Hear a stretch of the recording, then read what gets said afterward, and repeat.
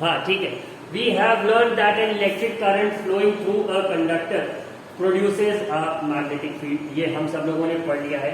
The field so produced exerts a force on a magnet placed in the vicinity of the conductor.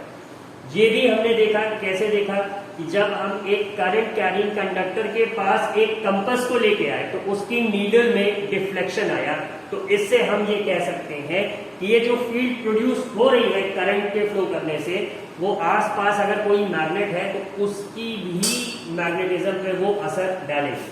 तो इसमें जो French scientist थे Andre मारी ampere, जिसको कि हम लोग एंड्रे मारी एम्पियर कहेंगे अपने एक्सेंट में, जिनके नाम पे करंट की यूनिट का नामकरण हुआ, उन्होंने सजेस्ट करा कि the magnet must also exert an equal and opposite force on the current carrying conductor. ठीक है, इन्होंने कहा कि अगर ये करंट वाला जो मैग्नेटिक फील्ड है ये मैग्नेट पे असर कर रही है तो मैग्नेट भी उतनी ही फोर्स लगा देगा उस करंट कैरिंग कंडक्टर पे। ठीक है, तो the force due to a magnetic field acting on a current carrying conductor can be demonstrated through the following activity. अब इन्होंने कहा इसको एक एक्टिविटी से हम डिस्क्राइब करते हैं। तो ये फिगर है, इसी का एक्सप्लेनेशन बगल में लिखा हुआ है कि एक एल्यूमिनियम रॉड लिया AB और दो वायर्स के हेल्प से हमने इन्हें इस रॉड को सस्पेंड कर दिया या फिर जिसे सिंपली लटकाना है। ठीक है, place a strong horse shoe magnet in such a way that the rod lies between the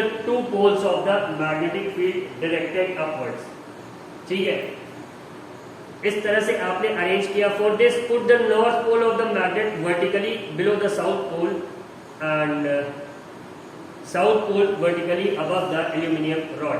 तो अब जो ये कहना चाह रहा है exactly, I don't have an object that is U shape, but suppose camera on है, is the camera on? No sir, no sir, no sir. ठीक है, नाउ इज इट विजिबल?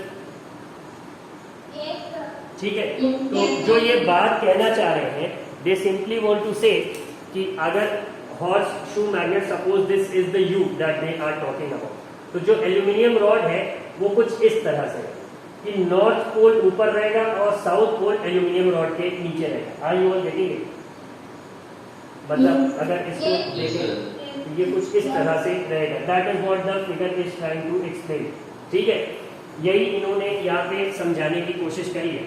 और इसके बाद अल्टीमेटली होगा क्या, जब इतना तामझाम हम लोग कर रहे हैं तो we are going to pass a current through the aluminium rod और फिर हमें उसका रिएक्शन देखना। ठीक है, तो connect the aluminium rod in series with a battery and a key and a rheostat.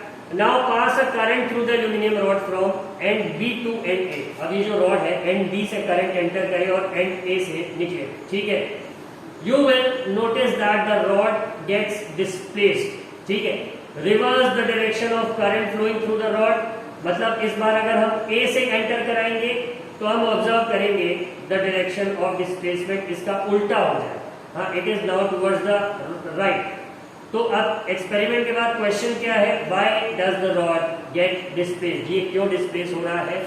तो the displacement of the rod in the above activity suggests that a force is exerted on the current carrying aluminum rod when it is placed in a magnetic field. It also suggests that the direction of force is also reversed when the direction of current through the conductor is reversed। ठीक है, अब इसको हम कैसे समझेंगे कि जैसे हमने राइट हैंड थंब रूल जब समझा था, तो ये कह रहे हैं कि अगर थंब हमारा in the direction of current point कर रहा है तो ये जो मैग्नेटिक फील्ड का डायरेक्शन है वो कुछ इस तरह से एंटी क्लॉकवाइज। ठीक है, और अगर यही डाउन है तो अब देखो मैग्नेटिक फील्ड का डायरेक्शन रिवर्स हो जा रहा है, इट इज गेटिंग रिवर्स। तो सेम यही चीज इसमें भी हो रही है कि जब डायरेक्शन ऑफ करंट चेंज हो रहा है तो the direction of magnetic field is also changing. अब ये जो ये जो हॉर्स शू मैग्नेट है इसके पोल्स तो वैसे ही है, तो जब एक बार मैग्नेटिक फील्ड का डायरेक्शन आया तो ये दूसरे डायरेक्शन में डिफ्लेक्ट हुई, और जब करंट चेंज होने के कारण जो इस एल्यूमिनियम रॉड के चारों ओर मैग्नेटिक फील्ड थी, जब करंट का डायरेक्शन रिवर्स हुआ तो अब ये दूसरी तरफ डिफ्लेक्ट होगी। इतनी बात सबके समझ में आ रही है? Are you all understanding? ठीक है, अब आगे देखते हैं, आगे कहानी को समझने की कोशिश करते हैं। Now change the direction of the field to vertically downwards by interchanging the two poles. ठीक है, अब हाँ इन्होंने अगला स्टेप क्या करा, इन्होंने कहा कि अभी अगर बाहर मैग्नेट कुछ इस तरह से था तो ऊपर साउथ था नीचे नॉर्थ था, तो नाउ चेंज इट सिंपली कि नॉर्थ को ऊपर लेके जाओ और उसके बाद डिफ्लेक्शन को ऑब्जर्व करो. ठीक है, तो it is once again observe that the direction of force acting on the current carrying rod gets reversed. अब ये पलट गया. ठीक है, it shows that the direction of force on the conductor depends upon the direction of current and the direction of magnetic field. अब इन्होंने कहा कि देखो ये डिफ्लेक्शन किस डायरेक्शन में होगा, ये दो चीजों पे डिपेंड करेगा. किस पे कि जो मैग्नेट है उसके पोल्स किस फॉर्म में अरेंज है और जो करंट फ्लो कर रहा है वो किस डायरेक्शन में फ्लो कर रहा है. ठीक है, क्योंकि अगर पोल्स का डायरेक्शन रिवर्स कर देंगे या करंट का डायरेक्शन रिवर्स कर देंगे तो दोनों ही केसेस में डिफ्लेक्शन का जो डायरेक्शन है वो बदल जाएगा. इतनी बात सबके समझ में आ रही है? ठीक है, कोई बहुत बड़ी रॉकेट साइंस नहीं थी. तो अब इसके बाद क्या है, experiments have shown that the displacement of the rod is largest. ठीक है, when the direction of current is at right angles to the direction of magnetic field. अब इन्होंने ये देखा कि रॉड सबसे ज्यादा कब डिफ्लेक्ट होगी, जब एग्जैक्टली जो रॉड में मैग्नेटिक फील्ड प्रोड्यूस हो रही है और जो मैग्नेट के कारण जो मैग्नेटिक फील्ड है वो दोनों जब एक दूसरे से 90 डिग्री के एंगल पे होंगे. ठीक है, तब सबसे ज्यादा डिफ्लेक्शन होगा. ठीक है, when the current is at right angles to the direction of magnetic field. In such a condition we can use a simple rule to find the direction of force on the conductor. अब जैसा कि आप ये देख सकते हैं ये Fleming का लेफ्ट हैंड बना हुआ है और ये आपको समझाएगा कि कैसे कौन सा डायरेक्शन है. अब ये बुक आपकी 2D है तो let me show it to you कि जो डायरेक्शन होता है वो कुछ इस तरह से होता है. ठीक है, इफ यू कैन सी आपके ये जो तीन फिंगर्स हैं ये अलग अलग डायरेक्शन में जो कि एक दूसरे से राइट एंगल पे है ऐड करेंगे. Now if you can, camera काम कर रहा है कि नहीं?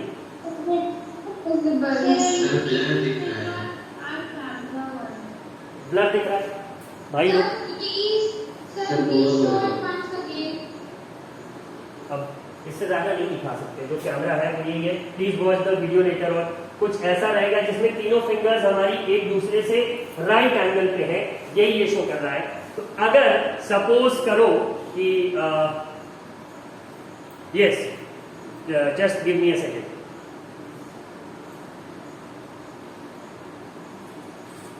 कि अगर आपका जो मिडिल फिंगर है ये in the direction of current point कर रहा है.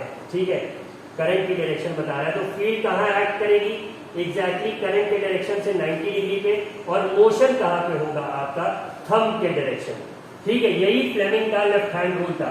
तो अगर इस केस में आपको फाइंड आउट करना है जहां पे एक मैग्नेट का कॉम्बिनेशन है और एक करंट कैरिंग कंडक्टर है, तो आप सिंपली अपनी मिडिल फिंगर को करंट कैरिंग कंडक्टर के साथ ऐसे रखिए कि वो पॉइंट करे उस डायरेक्शन में जिधर करंट फ्लो कर.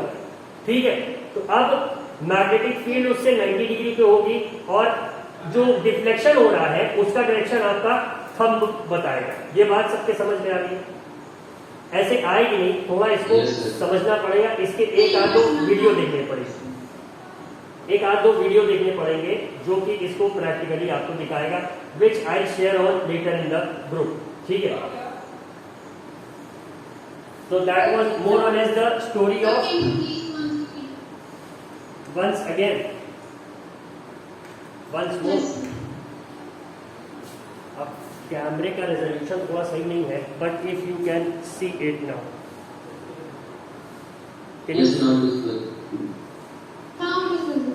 ठीक है. तो अब अगर ये मिडिल फिंगर, मान लो ये करंट कैरिंग कंडक्टर है और ये कैप के डायरेक्शन में फ्लो हो रहा है. ठीक है, तो इनका कहना है कि मिडिल फिंगर अगर करंट के डायरेक्शन में पॉइंट आउट कर रही है, ठीक है, तो मैग्नेटिक फील्ड उससे 90 डिग्री पे होगी, ये आपकी इंडेक्स फिंगर बताएगी. और इसका डिफ्लेक्शन किस डायरेक्शन में होगा ये आपका थंब बताएगा. ये बात समझ में आ रही? यही है फ्लेमिंग्स लेफ्ट हैंड रूल. मतलब कि जो ये मिडिल फिंगर है आपकी, इसको पॉइंट करना चाहिए किस डायरेक्शन में, जिधर करंट जा. ठीक है, ये बात समझ में आ रही है? हाँ, फर्स्ट 3 फिंगर्स का यूज करेंगे. ठीक है, फर्स्ट 3 फिंगर्स का. हाँ, स्वस्ति हैज मेड इट राइट. तो अब अगर मिडिल फिंगर इज पॉइंटिंग स्वस्ति in the direction of the flow of current, ठीक है, तो जो तुम्हारा थंब है डिफ्लेक्शन उधर होगा और तुम्हारा जो इंडेक्स फिंगर है वो बता रहा है डायरेक्शन ऑफ मैग्नेटिक फील्ड, ठीक है। Now stop playing like this. घर वाले किसी ने देखा सोचेंगे कुछ जादू हो गया, ये अजीब अजीब सा बिहेव कर रहे हैं, लॉजिक नहीं।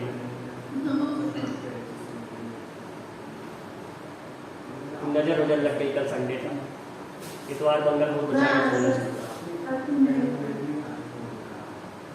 तुरंत मम्मी जो है राई और मिर्चा और चने की आई नजर उतारी, उनको नहीं समझ में आ रहा है ये फ्लेमिश लेफ्ट हैंड रूल का कमाल,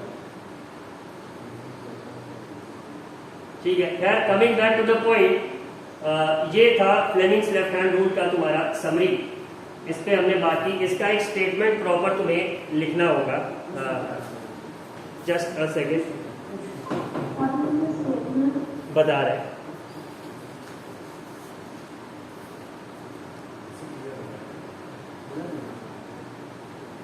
ठीक है, लिखो stretch the, I am dictating it for you, ठीक है। स्ट्रेच लिखना शुरू कर दिया सबने? ठीक है, पेन कॉपी है सबके हाथ में? ठीक है। Stretch the thumb, four finger and the central finger of your left hand.